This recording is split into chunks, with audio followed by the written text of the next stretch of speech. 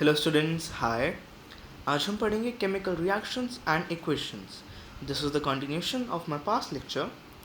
आइए स्टडी करते हैं। इस लेक्चर में हम टाइप्स ऑफ केमिकल रिएक्शंस के बारे में पढ़ेंगे। Broadly there are 5 types of chemical reactions: combination, decomposition, displacement, double displacement and combustion. Combustion में हम पढ़ते हैं ऑक्सीडेशन और रिडक्शन के बारे में। हम इस लेक्चर में करोजन और एंसिलरी टॉपिक्स भी कवर करेंगे। आइए स्टार्ट करते हैं कॉम्बिनेशन रिएक्शन से। जिस रिएक्शन में दो या दो से ज़्यादा रिएक्टेंट्स रिएक्ट करते हैं और एक सिंगल प्रोडक्ट फॉर्म करते हैं, हम उसको कॉम्बिनेशन रिएक्शन कहते हैं। For example, iron plus sulphur is iron sulphide. I friends, अब हम बात करते हैं नेक्स्ट टाइप की, that is decomposition reaction. This is exactly the opposite of combination reaction. इसके अंदर एक सिंगल सब्सटेंस स्प्लिट होता है दो या दो से ज़्यादा सिंपलर सब्सटेंसेस में। For example, PbNO3 whole twice split होता है PbO plus NO2 plus O2। Broadly decomposition reaction की 3 कैटेगरीज होती हैं: thermal decomposition, electrolytic decomposition and photochemical decomposition. आइए इन सब के एग्जांपल्स पढ़ते हैं।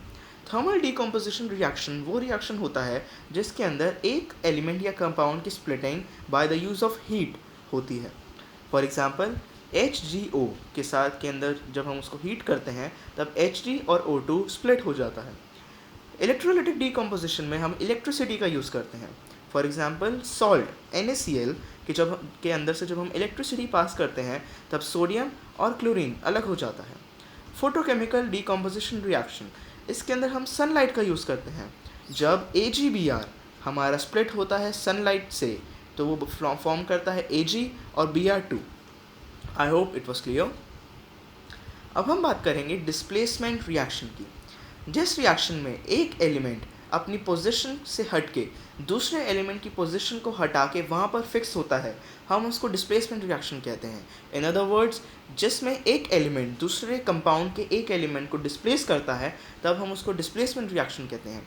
फॉर एग्जांपल, एक एलिमेंट है आयरन और एक कंपाउंड है CuSO4। जब ये रिएक्ट करते हैं तब आयरन सल्फेट FeSO4 और Cu बनता है।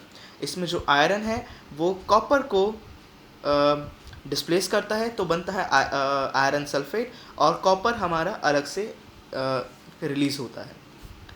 आइए फ्रेंड्स, अब हम बात करते हैं डबल डिस्प्लेसमेंट रिएक्शन की। जैसे कि हमने डिस्प्लेसमेंट रिएक्शन में पढ़ा कि एक एलिमेंट और एक कंपाउंड, एक एलिमेंट दूसरे कंपाउंड के एक एलिमेंट को डिस्प्लेस करता है। कंपाउंड में डबल डिस्प्लेसमेंट रिएक्शन में दो कंपाउंड्स होते हैं, उनके एक एक एलिमेंट एक दूसरे को डिस्प्लेस करते हैं।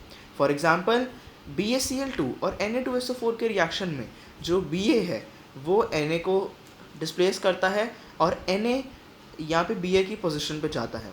तो Ba जब Na को डिस्प्लेस करता है तब बनता है BaSO4, और Na जब Cl के पास आता है तो बनता है NaCl। Same with the case of AgNO3 and NaCl। जब AgNO3 और NaCl रिएक्ट करते हैं तब AgCl, क्योंकि Ag ने Na को डिस्प्लेस किया, और NaNO3 फॉर्म होते हैं। आइए अब हम बात करते हैं ऑक्सीडेशन एंड रिडक्शन रिएक्शन की। ऑक्सीडेशन रिएक्शन, हम उस रिएक्शन को ऑक्सीडेशन रिएक्शन कहते हैं जिसके अंदर ऑक्सीजन ऐड होती है या फिर हाइड्रोजन रिमूव होती है। और रिडक्शन रिएक्शन में हाइड्रोजन ऐड होती है और ऑक्सीजन रिमूव होती है। आइए बात करते हैं एक एग्जाम्पल की। Cu प्लस O2 बनता है Cu प्लस H2O। सो इसके अंदर जो कॉपर है हमने उसको ऑक्सीडाइज किया कॉपर ऑक्साइड बनाने के लिए, तो एक ये ऑक्सीडेशन रिएक्शन है, और इसमें जो ऑक्सीजन है वो एक ऑक्सीडाइजिंग एजेंट है। आइए बात करते हैं ऑक्सीडेशन और रिडक्शन रिएक्शन की मॉडर्न डेफिनेशन के बारे में। ऑक्सीडेशन और रिडक्शन रिएक्शन को अब हम हाइड्रोजन और अब हम उसको हाइड्रोजन और ऑक्सीजन के साथ कंपेयर नहीं करते, अब हम उसको एटम्स के साथ इसकी डेफिनेशन को एक्सप्लेन करते हैं। जब एटम्स लूज करते हैं एक या एक से ज़्यादा तब हम उसको मॉडर्न ऑक्सीडेशन रिएक्शन कहते हैं, और जब वो गेन करते हैं एक या एक से ज़्यादा इलेक्ट्रॉन्स को तब हम उसको रिडक्शन रिएक्शन कहते हैं। आइए फ्रेंड्स, अब हम बात करते हैं लास्ट दो टॉपिक की, करोजन और रैंसिडिटी।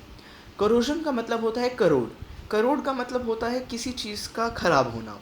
हमारा आयरन जो बाहर रहता है तो वो मॉइस्चर और ऑक्सीजन से करोड होना स्टार्ट होता है। करोजन एक्चुअली है क्या? ये स्लो डिस्ट्रक्शन है मेटल्स की और मटेरियल्स की, जो बाहर रहने से होती है, बाहर के एनवायरनमेंट से, जिसके अंदर ऑक्सीजन और मॉइस्चर होता है। हम इसी को करोजन कहते हैं। जैसा कि आप फोटो में देख सकते हैं, ये आयरन है, ये धीरे धीरे करोड हो रहा है क्योंकि ये बाहर एक्सपोजर में है ऑक्सीजन और मॉइस्चर के। आइए बात करते हैं रैंसिडिटी की। रैंसिडिटी का मतलब होता है किसी चीज़ का रैंसिड होना, यानी उसका ख़राब होना। जब हम देखते हैं कि कोई सब्सटेंस अपनी एक्सपायरी डेट के बियॉन्ड चला जाता है, वो धीरे धीरे ख़राब होना स्टार्ट हो जाता है, उसके अंदर फंगस, एल्गी ग्रो करती हैं। सो रैंसिडिटी इज स्लो ऑक्सीडेशन।